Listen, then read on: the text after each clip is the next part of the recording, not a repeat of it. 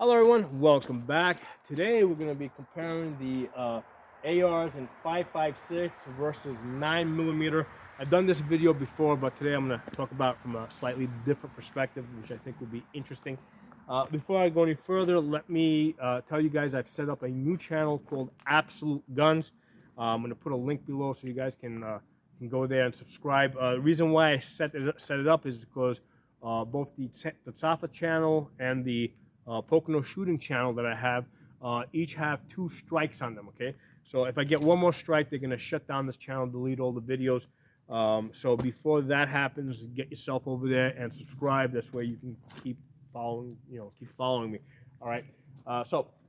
With this 5.56 AR versus 9mm AR, where I'm going to start is I'm going to start with a 7.5-inch barrel. Okay, and the reason why I'm starting with 7.5 inches is because that's kind of where I think that you can start to see where there's like a cost benefit trade-off that starts to favor I think the 9mm, because when you're using a 16-inch barrel, I think that it's pretty solid in favor of the 5.56. All right, but when you're getting down to 7.5 inches, I think it favors the 9mm. So let's look at the energy here. So out of 7.5 inches, the 5.56 green tip, we're talking about a green tip here, okay, has 640 foot-pounds. Okay, 640 foot-pounds is kind of like uh, a medium 357 or low end 44 magnums. Okay, so we're definitely like in handgun territory as far as power, right? We're talking hot 357 or weak 44 magnum. If you compare that to the 9mm in 7.5 inches, we've got 402 foot-pounds of energy. So 402 foot-pounds of energy is the equivalent of a 40 cal. Okay, so what we're really looking at here is we're looking at a 357 versus a 40 cal in terms of power, and I don't think there's that much of a difference. I mean, especially if you're shooting at flesh, the effect is going to be more or less the same. Okay, so let's take a look over here. Here I've got an AR in 7.5 inches, 5.56. Okay, the barrel basically stops here. This section here, from here to here, that's what we call linear comp. Okay, so the reason why there's a linear comp on this is because if you don't have that on there to direct the blast forward, this gun becomes stupid loud. Okay, it becomes basically you got to double up on ear protection. And even if you've got ear protection on, you're not going to shoot 200 rounds in a gun like this because there's still a concussion wave that goes through your body. Okay, and after 200 rounds, you're going to start having a headache. Okay, I know because I do that stuff here. Okay, so this gun in the 5.56 and 7.5 inches becomes unbearably loud, but also there's a tremendous muzzle flash. This gun at night looks like a flamethrower. I've posted videos where I'm shooting this gun. So here's the thing with that tremendous muzzle flash. If you're shooting at your target, okay, every time you go bang, bang, bang, bang, you see a wall of white in front of you. So your target disappears and also your reticle disappears. Okay, so you lose your target, you lose your reticle every time the gun goes bang, bang, bang because of that muzzle flash. Okay, so that's a severe disadvantage to this gun, and that's the main reason why like special forces put suppressors on short barreled rifles. It's not for the sound reduction because there's really not that much sound reduction. It's to control the flash, both so that they can't easily easily be seen in their position, but also so that they don't blind themselves as they're shooting and lose sight of their target, lose sight of their reticle. By comparison, over here I've got a 9mm AR, also in 7.5 inches. Now this also has a linear comp on here. Basically, the barrel stops over here. However, the only reason why this is on here is for safety reasons. What I noticed when I was training people with this gun is they would grip the gun here, right? And sometimes their finger would come a little past the rail over here, right? And it kind of made me a little bit nervous because I thought the hands were going to slide in front of the muzzle. So I put this here on as a safety precaution for training new shooters. If I was the only person shooting this gun, I would just take this off and just put a standard bird cage on here. I have shot this gun at night. First of all, there's no difference in the sound, right? It sounds quieter than a pistol in 9 millimeter. You still need ear protection, right? But it's definitely quieter than a pistol with a 4-inch barrel. And there's no muzzle flash, right? There's just like a tiny little spark. I've done videos where I'm shooting this at night. You can see a tiny little spark, and sometimes you don't even see it.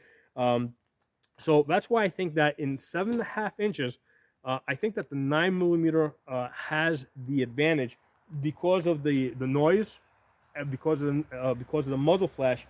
Now, the one thing I'm going to say with the 7.5 inches, right, is if you see those steel rims that are in the back over there, if I put a steel rim out at 100 yards, the 5.56 out of the 7.5 inch barrel will penetrate the steel rim, right? Whereas the 9 millimeter, even at 30 yards right here, will not penetrate it. It'll just bounce right off it. So if you need to penetrate steel at 100 yards, then yeah, and you have to use a 7.5 inch barrel, then yes, you have to use the 5.56. But if you're not penetrating steel, if you're if you're only concerned about penetrating flesh, then I think that the trade-off favors the 9 millimeter because you don't have that excess noise, you don't have the excess muzzle flash, and the accuracy is pretty good.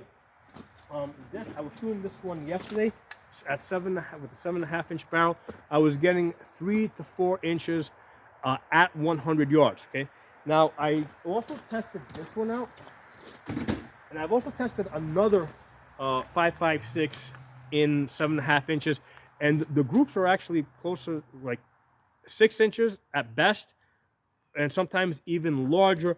At first, I thought maybe I just had a bad barrel on this one, but then I tested somebody else's 7.5 inch gun, and I was also seeing 6+ inches on that. I've ordered a new upper, right? So I got a new barrel coming here. I'm gonna test that out as well. So now I'll have 3 guns to compare.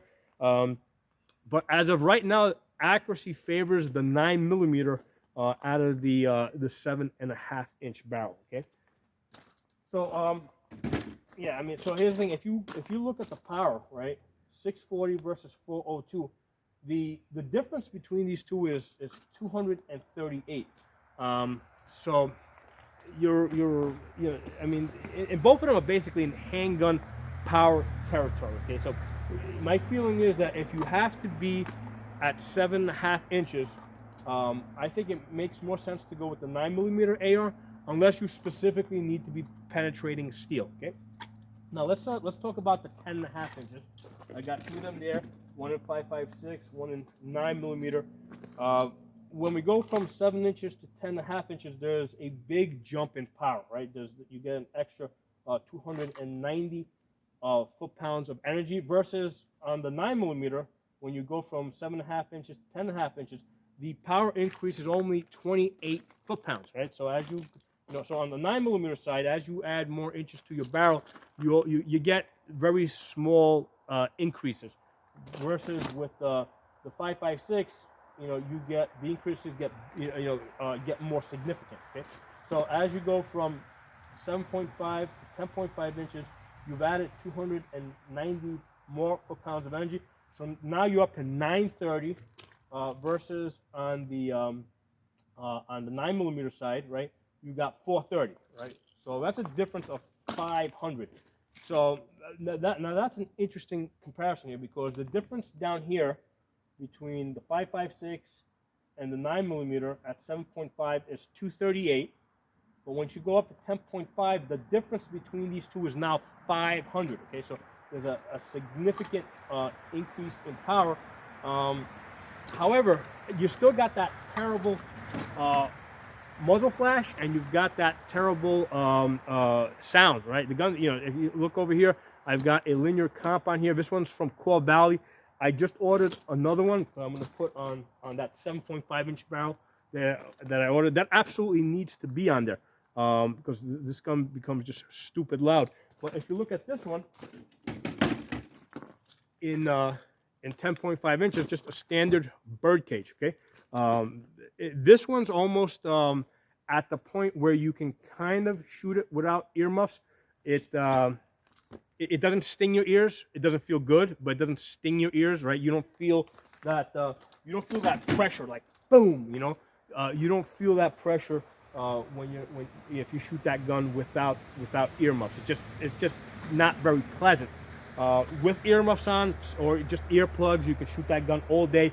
You can shoot 1,000 rounds really easy. You can't shoot 1,000 rounds with this gun. You shoot 1,000 rounds with the 5.56 in a day, you're gonna have a headache, right? Because you still got that concussion wave going through your body. It's not just your ears.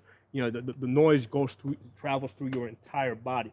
At the 10.5 inches, my feeling is that, I still would rather go with the 9mm because of the noise issue, and also because of the flash. Same thing with this gun. Even though I love this gun, I love the way this gun feels. I love to look at it. I love the look of this gun. But when I shoot this gun at night, every time I pull the trigger, my target disappears and my reticle disappears. Okay, so that is significant. So let's move on now to the 16 inches. With the 16 inches, all right, now you're talking about, as far as the energy, you got 1154 versus on the 9mm side here, 456. All right, so that's a difference of 698. Basically 700 foot-pounds of energy. So there is a gigantic difference here in energy. I think it makes all the sense in the world to shoot this gun. Also, the muzzle flash. I've shot this gun at night. I've posted videos. There's no muzzle flash on this. You still need to wear ear protection with this, but there's no muzzle flash even with the standard bird cage. The only reason why I would want to shoot the 9mm in 16 inches is because at 16 inches I can comfortably shoot this without ear protection. Okay, this is pretty comfortable to shoot. This 9mm AR in 16 inches is quieter than if you take a 5.56 and put a suppressor on it. Okay, I've shot 5.56 suppressed. I've shot that. The 9mm AR is much quieter. Okay, so I think that's the only reason why you would want to have a 9mm AR in 16 inches as your primary gun, just in case the sound is an issue. Now, for me personally, like my home defense setup, the same place where I have my guns, I also have my ear protection. I have my glasses. So if I go to get my gun, I get my glasses on. I get my earmuffs on. I got electronic earmuffs for all the adults in my house. That's really important. A lot of people, especially if you're shooting indoors, if you don't have earmuffs on, what's happening is there's your brain is being punched every time you go bang bang bang. It's like your brain is being punched.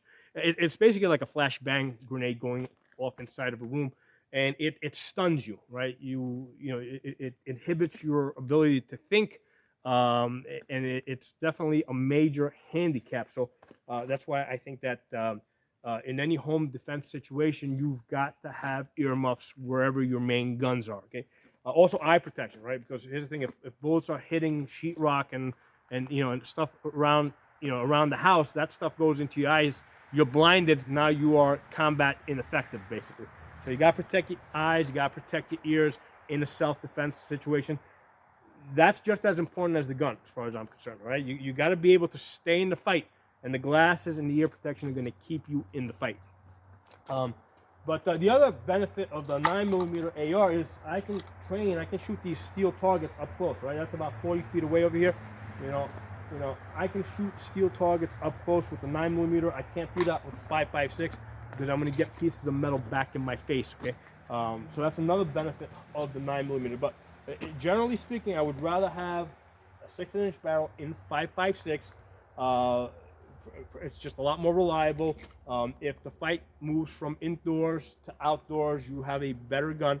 The other thing is, a lot of people think that the 9mm AR might be a better choice for less over penetration, but the opposite is true. Okay, the 9mm is actually going to penetrate more than the 5.56 in terms of after it goes through multiple barriers. So, what do I mean by that? So here's the thing: you see the steel rims in the back over there? Right, if I shoot that with 5.56, even at 200 yards with the 16-inch barrel, the 5.56 is going to penetrate it versus at even at 30 yards it won't penetrate it. So it has the 5.56 has more initial energy and power and penetrating power when it hits something. But what happens after it goes through the barrier? So I did a test. I posted a video here where I took 7 of these barrels, right? You see the holes I got over here. I lined them up in a row and I put them 15 feet apart. The space between barriers counts. That's really important. Because what happens is, even though this barrel is thin, you could shoot through it with a 22. If you space them 15 feet apart, what happens is when the 5.56 goes through it, right, and it comes out the other side, it starts. Anytime the 5.56 touches something, because it's long and slender, and it requires a certain rotation to maintain stability. As soon as it goes through that barrel, it starts tumbling. Okay, so then when it goes through the second barrel, which is 15 feet back, it goes in sideways, right? So it goes through that sideways, and then by the time it gets to the third barrel, it will. What I found is that in some cases it didn't penetrate, or if it did penetrate, it went through and the bullet completely broke up, and it did not come out the backside of the third barrel. Okay.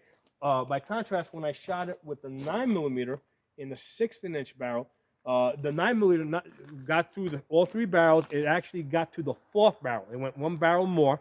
So the 9mm went to the 4th barrel, went in. In some cases, it went out.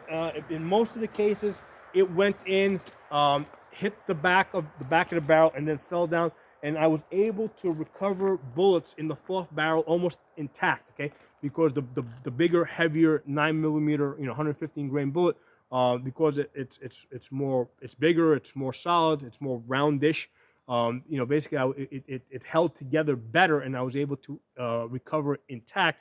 Whereas the 5.56 broke up by the time it got to the third barrel. So as far as penetrating concerns, the 5.56 is the better choice, right? That's gonna be less prone to over penetrating. Because a lot of times when people look at penetration, they just look at the initial impact, not the subsequent impact. So here's the thing. I mean, even 22 will go through 2 layers of sheetrock. Okay. The question is, like, what happens after that? As it's exiting the house. The longer, slender bullets that are more dependent on that rotation, as they come out, they destabilize, and they tend to tumble into the ground. They're usually in the ground within 100 yards or less. Okay. Whereas the 9mm, because it's more solid, more compact, heavier, it maintains more of that momentum, goes further. Okay, so those are my thoughts on this. As far as, I think it's a clear choice.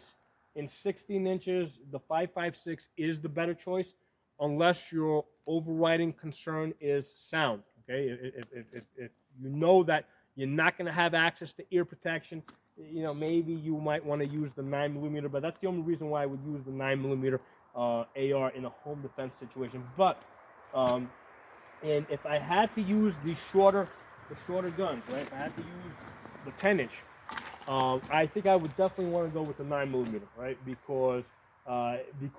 Mainly because of the noise and because of the flash. Now, one of the benefits of the shorter barrels is that it is a lot easier to control one-handed. The shorter barrels, the 7.5 inches and the 10.5 inches, these guys over here, they weigh about 6.5 pounds with the optic. Obviously, there's no magazine in it, so about 6.5 pounds with the optic. These guys here, the 16-inch barrels, they weigh about 7.5 pounds, so they're like a pound heavier. But it's not just a question of the weight; it's the fact that the weight is further out. So if you're holding this gun one-handed and you're trying to hold somebody back, keep your kids back or something, this gun becomes a little, just because it's further out, it becomes a little harder to control.